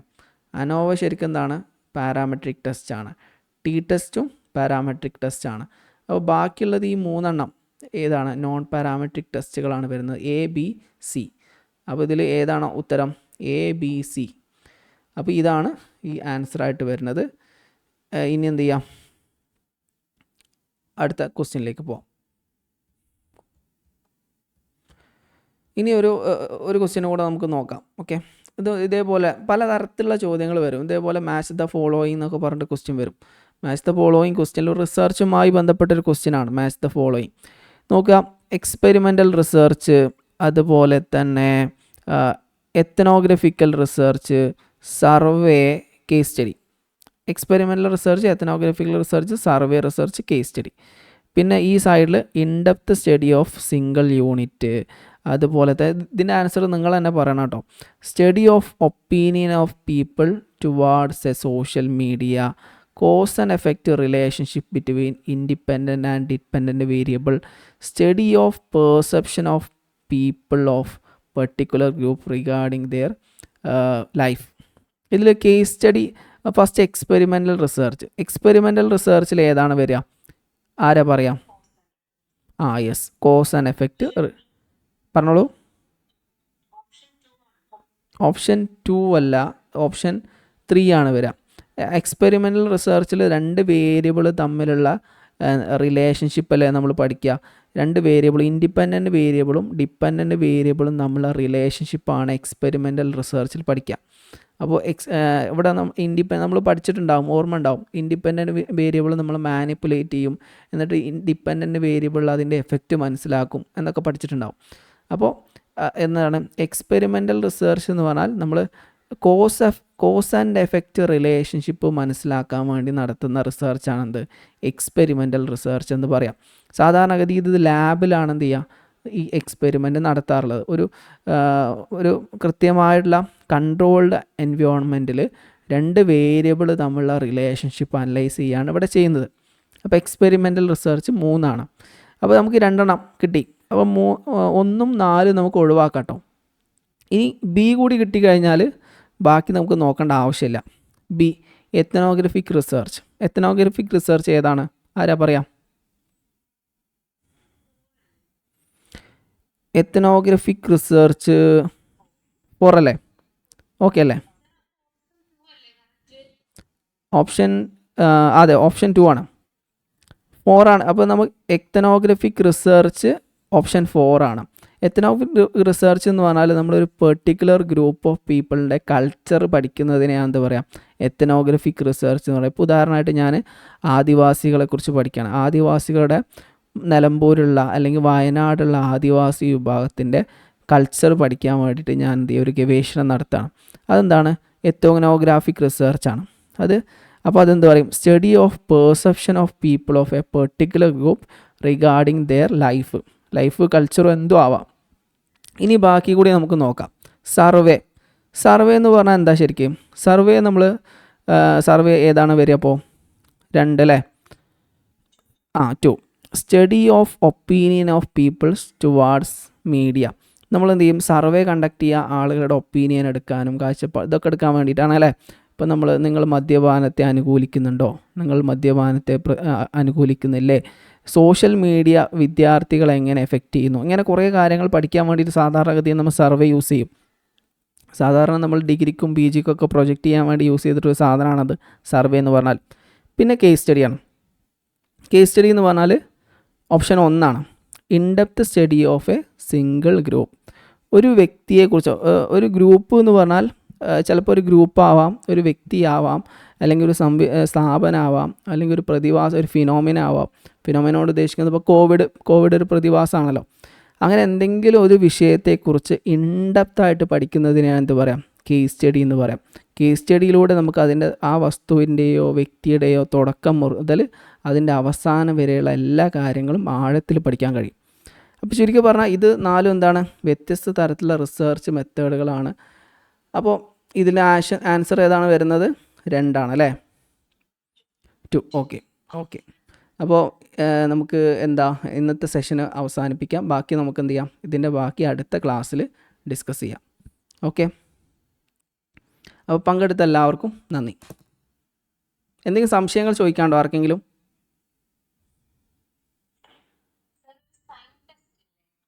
ഏതാണ് ക്വസ്റ്റ്യൻ ഏതാണ്?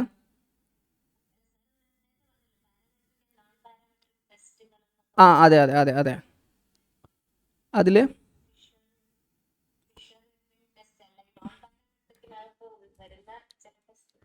ടെസ്റ്റുകൾ ഇതല്ലേ ഇതിൽ?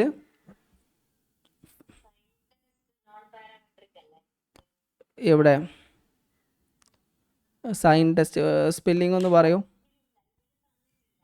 ഓക്കെ. എങ്കിൽ ഞാൻ നോക്കിയിട്ട് പറയാം കേട്ടോ. നിങ്ങൾ ജസ്റ്റ് ഒന്ന് ടൈപ്പ് ചെയ്ത് നോക്കൂ. എൻ്റെ വാട്സപ്പിലേക്ക് ഒന്ന് ജസ്റ്റ് ഒന്ന് ടൈപ്പ് ചെയ്യൂ, ഞാൻ ക്ലിയർ ചെയ്ത് പറഞ്ഞുതരാം. ഓക്കെ ശരി. കേട്ടില്ല. വീഡിയോ അപ്ലോഡ് ചെയ്യും. ഇന്ന് തന്നെ എപ്പോൾ തന്നെ അപ്ലോഡ് ചെയ്യും. ഓക്കെ. Thank you. പങ്കെടുത്ത എല്ലാവർക്കും നന്ദി.